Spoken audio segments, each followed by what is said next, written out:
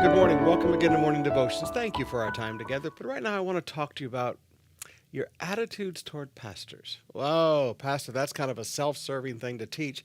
Yes, but see, as a pastor, I have to teach the whole Bible, not just the parts that you like to teach and not just the parts that people want to hear, the whole thing. Now, I want us to understand what Paul is dealing with here in chapter 4. He says in verse 14, he said, I'm not writing these things to shame you, so it's not about shaming people. And he says in verse 18, some of you have become arrogant. He said, all right, we got some arrogance taking place. So we've got some funky attitudes in their hearts. But Paul says, I'm not trying to shame you. Now, the first thing Paul talks about, starting in chapter 4, verse 1.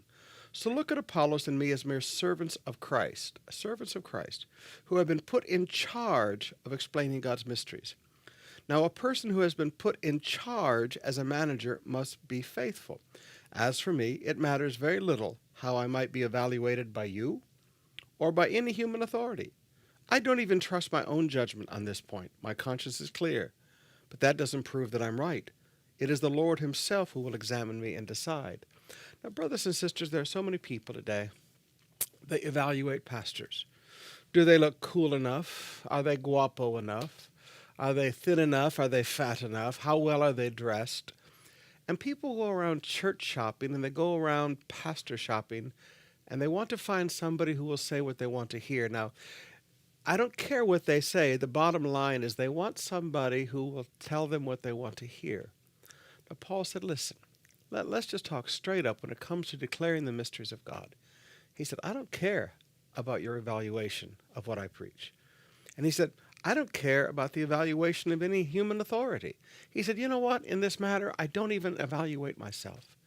He said, because I don't trust my judgment on this. He said, bottom line, it is God who will examine me and God who will decide one simple thought.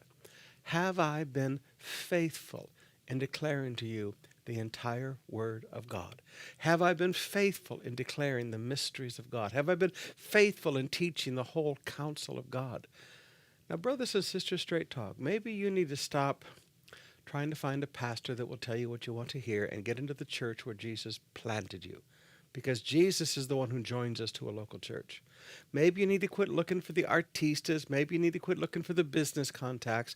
And maybe you need to get where God planted you and stop evaluating the preacher, because it's God who will evaluate him based on one thing.